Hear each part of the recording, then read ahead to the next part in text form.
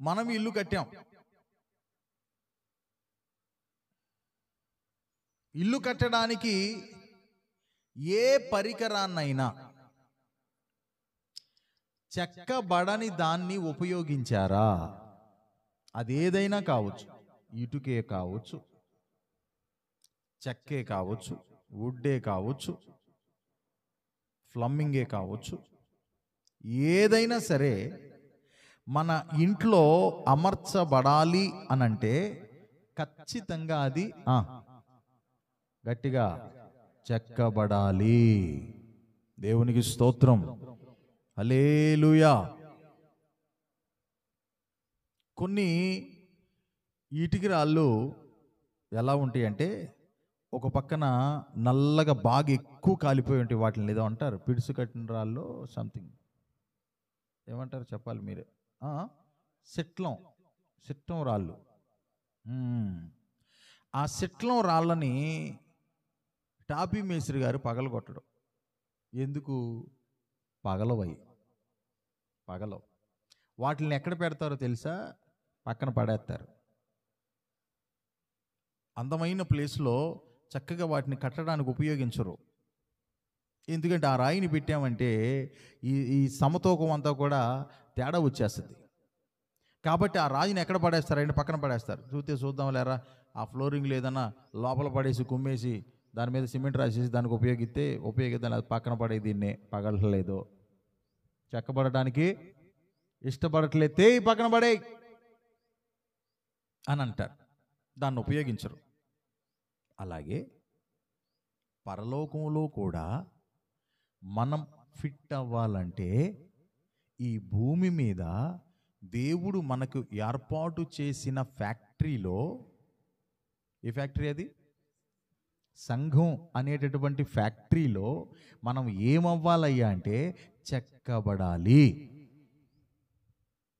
దేవునికి స్తోత్రం, హల్లెలూయా. కొన్ని చెక్కుళ్ళేమో దేవుడు చెక్కుతాడు, కొన్నేమో చెక్కమని ఆయన ఏర్పాటు చేసుకున్న పనుడికి అప్పచెప్తాడు. అబ్బాయి, ఇంతవరకు నువ్వు చేయరా, నీ సామర్థ్యత ఇంత మట్టుకు నువ్వు చేయగలవు, ఫినిషింగ్ టచ్ నేను ఇస్తాను అంటాడు. దేవునికి స్తోత్రం. కాబట్టి ఈ దైవజనుడికి దేవుడు ఎంత సామర్థ్యం ఇచ్చాడో అంత మట్టుకు ఈయన గారు 4 మాటల చేత విషయాలను తెలియపరుస్తాడు. ఇప్పుడు ఏ రాయికైతే మాత్రం ఇరగొట్టబడతాం ఆనందంగా ఉంటుంది చెప్పండి మీరు? ఉంటుందా? ఎరా రాయిని పగలగొడతా ఉంటే ఆహా ఎంత బాగుంది, మజా అంతా దీంట్లోనే ఉంది అంటారా? ఏ చెక్కకైతే మాత్రం మొద్దు నుండి తప్పించి తోలు ఒలిచి చిత్తురు పట్టించి ఖండన చేసి ఇష్టం వచ్చినట్టు పగలగొట్టి చిత్తురు ఎక్కించి అది చాలదన్నట్టు పాలిష్ కొట్టించి ఇన్ని చేస్తూ ఉంటే ఏ చెక్కకైతే మాత్రం ఆనందంగా ఉంటుంది చెప్పండి? ఉంటుందా? ఉండదు. కానీ ఆ చెక్కని విరగ్గొడుతున్నాడంటేనే, ఆ చెక్కని నలగొడుతున్నాడంటేనే, ఆ చెక్కని మొద్దు నుండి తప్పించాడంటేనే, తోలు ఒలిచాడంటేనే ఎవడోయ్ ఒక అద్భుతమైనటువంటి ప్రణాళిక ఆ చెక్క ఎడల చేసేటటువంటి వడ్రంగికి ఆలోచన ఉంది అని అర్థము. ఏ నలుగుడు లేదు, ఆ చెట్టు చూడు బ్రహ్మాండంగా ఉంది అనుకుంటుంది ఇది. ఏ నలుగుడు లేదు, చక్కగా ఉంది ఆ చెట్టు, నేను చూడు అటుకొట్ట ఇటుకొట్ట ఏమండి? ముందేమో రంపాన్ని ఉపయోగించాడు, కోసి అవతల పడేశాడు. ఇక ఆగుతాడా అనుకుంటే ఆగకుండా అదేదో ఇంకో పరికరం తీసుకొచ్చి మొత్తం తోలొలిచాడు. ఈ మనిషికి నేనే దొరుకుతున్నట్టున్నా. ఇంకేమన్నా ఆగుతాడా అనుకుంటే ఆగకుండా మిషన్ మీద పెట్టాడు నన్ను తీసుకెళ్ళి. ఎక్కడ పెట్టాడు? మిషన్ మీద పెట్టి ఏమంటున్నాడు? స్విచ్ చేయరా అంటున్నాడు. స్విచ్ చేయించాడు. ఇక తోస్తున్నాడు.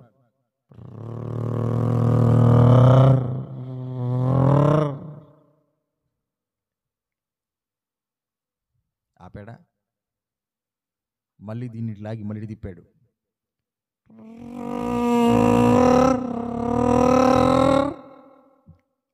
అన్నాడు. కోసిందల్లా కోసి ఆకుండా మళ్ళీ చిత్ర మిషన్ మీద పెట్టాడు. అదేంటో ఒక లెక్కలో లేదు వ్యవహారం. అది విచిత్రాలుగా నా మీద ఉన్న చెక్కులన్నీ తెగ్గొడతా ఉంది. ఏమండి, ఇన్ని పట్టబడతా ఉంటే సుఖం ఎక్కడ స్వామి?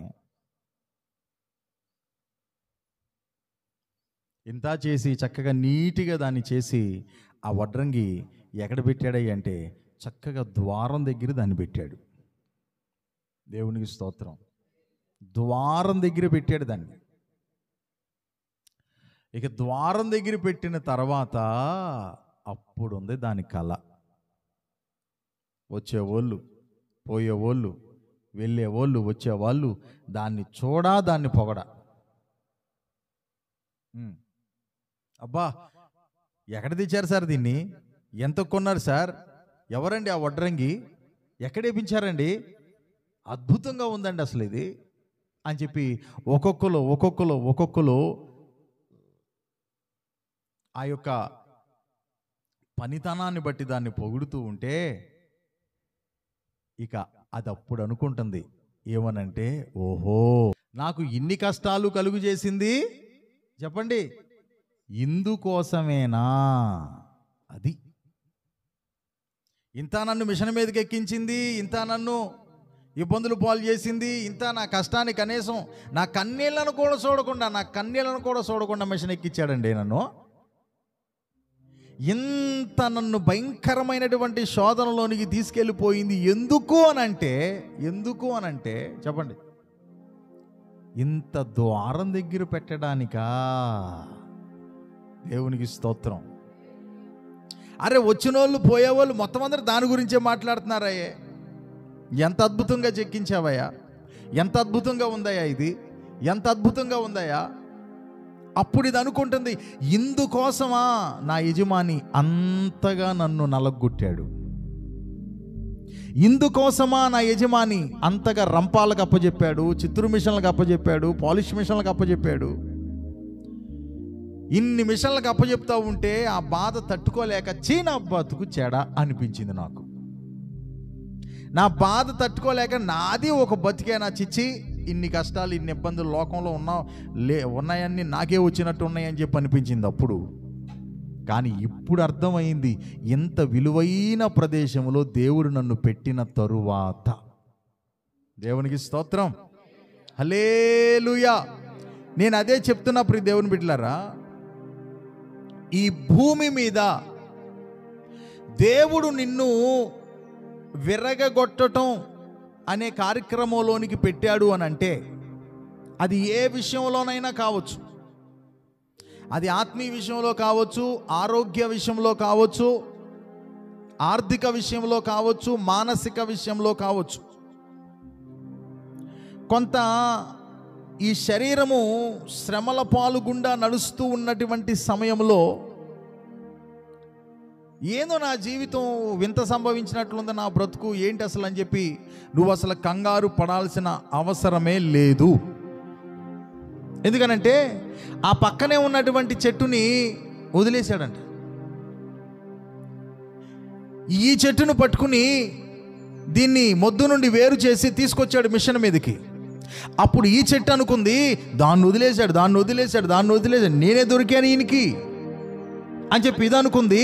చుట్టుపక్కల చూసే చెట్లు కూడా ఏమనుకున్నాయి, మనం సేఫ్ అయిపోయాంరా. అది బుక్ అయిపోయింది. అది బుక్ అయింది ఎందుకో తెలుసా? క్లిక్ అవ్వడానికి.